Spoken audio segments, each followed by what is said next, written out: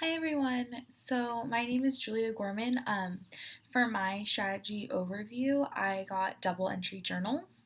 Double entry journals, I remember using them in high school. I thought they were really cool because it allows you to really dig deep into the text. And so, a large benefit of using a double entry journal is that it opens up opportunities for students to choose parts of the text that they want to connect with more in their writing or just in general elaborate on. It'd be great for, classroom discussions, whatever you want to do. They also activate prior knowledge, and it integrates all five of the language arts. So it integrates reading, writing, listening, speaking, and viewing. So you're really getting everything in there. It also helps as a great study tool when reading any type of text. I know I still use double entry journals in my schooling as a college student. So it's a great strategy that can help students throughout the years to come, even after they're in your classroom. It also encourages students to make text to text, text to self, and text to world connections throughout their reading. But basically, in short, double entry journals allow you to dig deeper and have a conversation in your notes about specific parts of the text that a reader chooses. And this activity, it can be used before, during, or even after reading. So if you have pre-reading questions, like if you want to say, read, oh, the places you'll go to your classroom, you can say, okay, so let's look through some of the pictures and let's ask a question like, what do we think this text is going to be about? And they can put that in their double entry journal and then elaborate on it more. During reading, I know when I use it during reading studying, if students are reading a textbook or even any type of book actually, they can just, if anything pops out of their eye, pops out to them, they can write the quote down and then write what they think about it. And then after reading, if they want to reflect on what they just read, what they just learned, how it connects to them, other things, it's a great study tool. And it's used to encourage and facilitate, like I said earlier, small group and large group discussion. So if you want to discuss a book, I know we used this strategy when I was in high school for The Great Gatsby. And when we had discussions about, East Egg versus West Egg. And so it acts as a forum so students can exchange ideas. And there are multiple possibilities to this strategy. As far as what types of text goes, it can be used in expository and as narrative text. And it can really be used in any type of text. You can apply it to anything. So it's really great. How you actually use this strategy. So I have a piece of paper right here. And so the first thing you want to do is you want to divide your paper in half. So you can just draw a line through the middle. And the left-hand column is going to be specifically from the text, whether it's a quote, whether it's a word or a concept, whatever. So I'm just going to write to help me out text in the left-hand column. And then you can write thoughts, reflection, whatever. I'm going to write thoughts. It's really up to you. But just so you know, it's differentiated between what's in the text and what I'm saying myself. And that's the part where you're saying yourself is where you really dive in and dig deeper on that specific part of the text. Whether you're writing your reflection about that part that you really liked, or you're reacting to it, or you're making some sort of connection to it. And so I'm going to go ahead. I have this book. It's one of my textbooks for one of my courses, and it's Becoming Multicultural Educators, and it's for the Cultural Diversity in Schools class. So I'm pretty sure that all of you have taken that or are taking it. And so I'm just opening up to the first chapter, and because I remember I really liked just the introduction, knowing what this book is going to be about. And so I'm going to shorten up the quote, but the quote I want to reflect on is, another idea that converges around our project, meaning helping teachers become multicultural educators, is the power of the story or narrative as a mechanism for improving teaching, preparation, and practice. So for the text, I'm just going to shorten it up and say, using story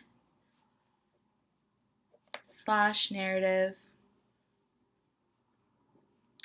for improving teaching.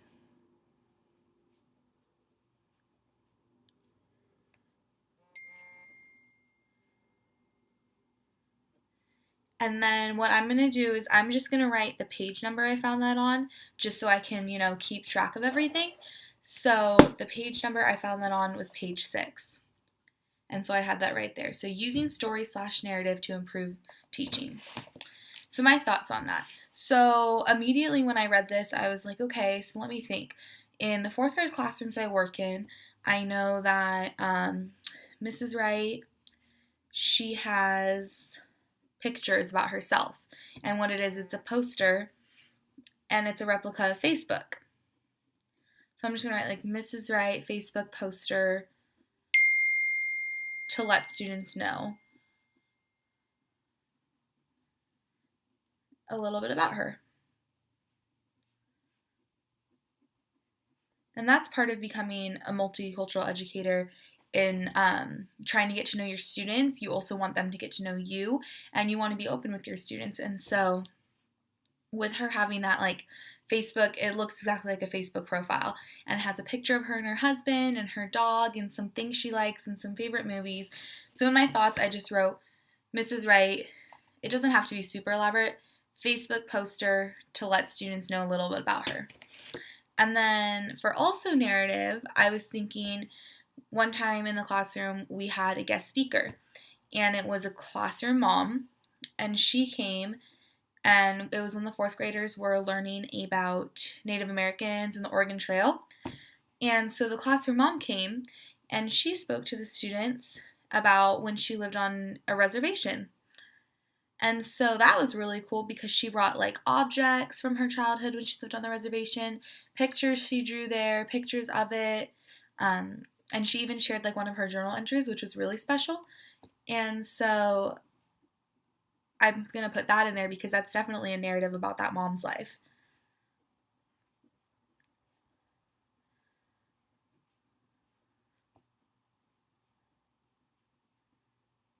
So then I put classroom mom came to students to talk about living on a reservation.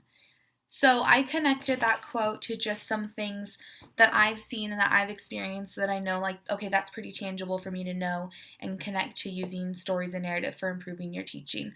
I'm sure that I know if you've read other textbooks, you can write something like, oh, from my psychology class, this is, or like psych class, dash. It can be really brief and short. It's just to jot your ideas down to get specifically what you're thinking when you're reading this. And again, it can be used before or after reading.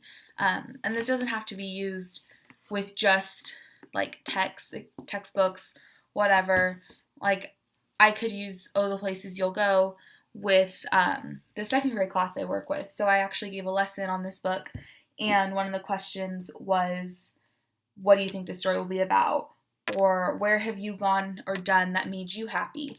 So students could write that question on there about the text. What do you think it's going to be about? Where have you gone that made you happy? And then on their thoughts, they could write down what that event was, or where did you go, or what happened to you, where you kind of had to try a little harder, but you ended up getting there in the end, or maybe you didn't get there in the end. So just those kind of like thinking, pre-reading questions, because that's all about what's going to be in Oh, the Places You'll Go. So you could even use it with 2nd, 3rd graders. But yeah, so that's basically it about double entry journals. Again, it just encourages students to dig deeper into the text. It can lead into classroom to small group discussion, large group discussion. It's just a way to elaborate more and to be able to understand whatever book or text that the student is reading. So I hope that this was a nice lesson for you guys and that you're able to understand it, and that hopefully you'll want to utilize it in your classroom someday.